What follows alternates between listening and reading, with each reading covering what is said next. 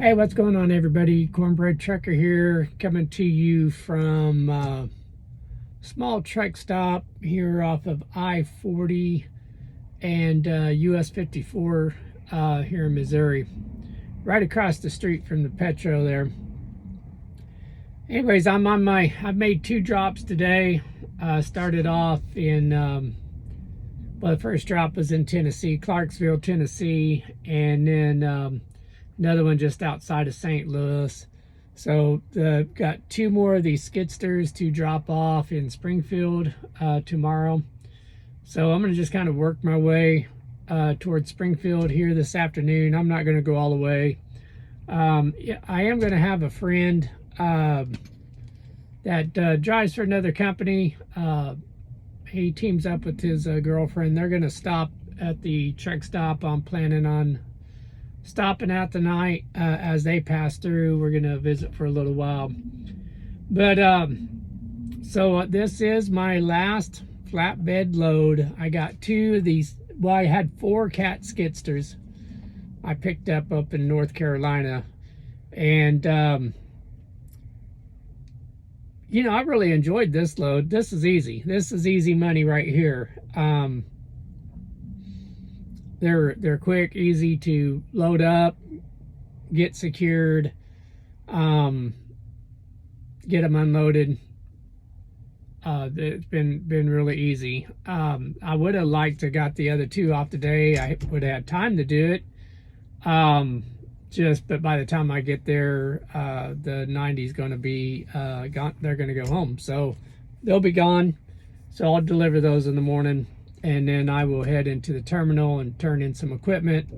And then Wednesday I'll get this headache rack removed off the truck and switch back over the reefer. So from what I understand, everything's a go. Everything's set up for me to make that happen. So that's kind of what's going on with me.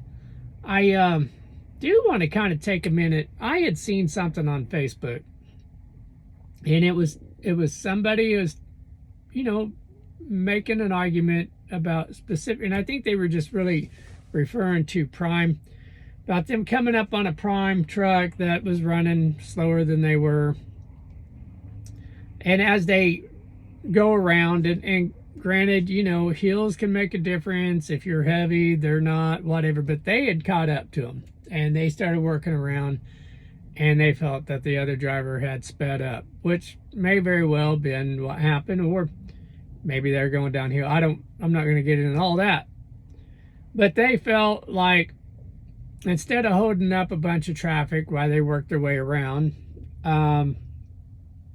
somebody else maybe show some courtesy and kind of back it off a little bit and let the truck that wasn't technically running a little faster go ahead and get around, make it a little easier. Now, I personally, if I think about it, I will do it. I will back off if somebody's coming around me, and I know I appreciate it if, whether it be another Prime driver or whether it be just any other driver, even 4-wheelers, if they would be so kind to just let us get around instead of backing up traffic. That's just a courtesy. Now, the reason I bring this up is somebody, I don't think this person wanted to add to the conversation except to argue.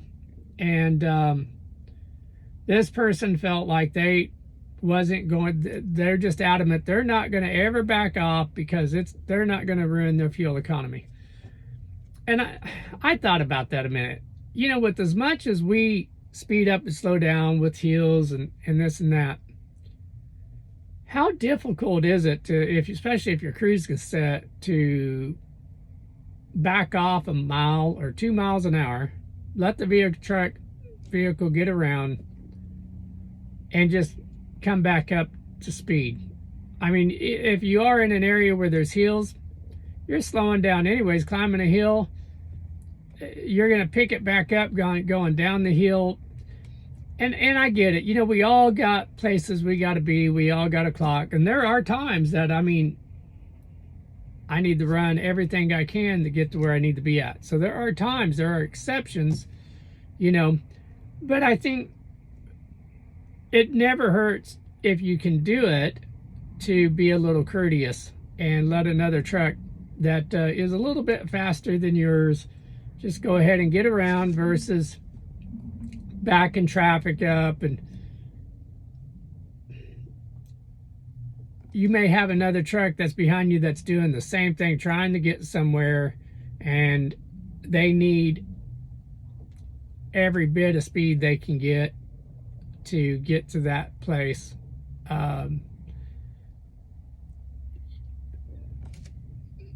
You know, I think a lot of us kind of sometimes will get in that spot where time matters. And so, you know, if you can find it in your heart to be a little courteous from time to time, there's nothing wrong with that. I also understand when you are trying to get somewhere and you're up against the clock, you know, maybe you don't want to give up that and just let them, you know, they were obviously a little faster. Eventually they're going to get by.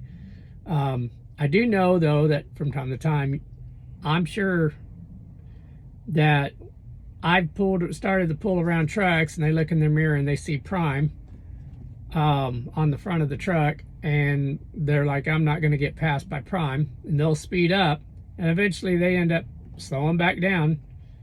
Eventually I get around them anyways, and sometimes I don't catch it back up with them. It wakes them up, I guess, you know, but I don't know. I just thought I'd just kind of talk about that a minute. Not to argue. I'm not going to argue with anybody. I've got a person that had made a comment. They were thinking about going lease with Prime, and of course somebody else had the comment about the price on the lease payments, and of course they were high on their price of what they had said something along the lines, but don't you realize at lease payment at Prime's $1,400? Like, mine's not that high. My truck was a year old when I got it. It was not that high, and it's even cheaper now than what it was when I got it. So that was per the contract, and you know, I'm not there's tags and insurance and all that. That's all worked into that lease payment. So I'm not complaining about my payment, but I'm not gonna get into people that just want to argue. There's different ways to operate a business. And sometimes that's lease, sometimes it's buying a truck, sometimes it's being, you know, not operating your own business, but being a company driver. I worked for big companies that lease cars, they lease buildings, you know, they do a lot of leasing. It's just different ways to operate your business. You got to operate it the way that you feel comfortable with and what works for you. Somebody came along and mentioned something. Well, how do you make money at Prime? Well, I mean, that again, the way this was worded was really more of an argument. They didn't like the 73%, 72, 73%. You know, I make money. I'm not going to break out my pay statements and all that, but I make money at Prime. Are there places I could go and make more money? Yes, there are. There's also usually when you go somewhere where you can make some more money, you give up something somewhere else. And sometimes those things matter, sometimes they don't. I chose Prime for a reason. I specifically like the culture at Prime. I like some of the amenities, even though I don't get to use them often. I still like, and I will try and avoid a terminal, but when I'm at the terminal, I like the amenities. I do like the way Prime equips their trucks. I know some people feel like they don't have everything they want. I get that. I get it. You know, you got to find what works for you, but that doesn't mean that's wrong for the next person. So I'm never going to be a person that's going to break out a pay statement, a settlement, or anything of that nature. But I do make money at Prime, and I'm very happy at Prime. Is it a perfect company? No, it's not. But it works very well for what I want. And I've driven before in the past. I've driven for other companies.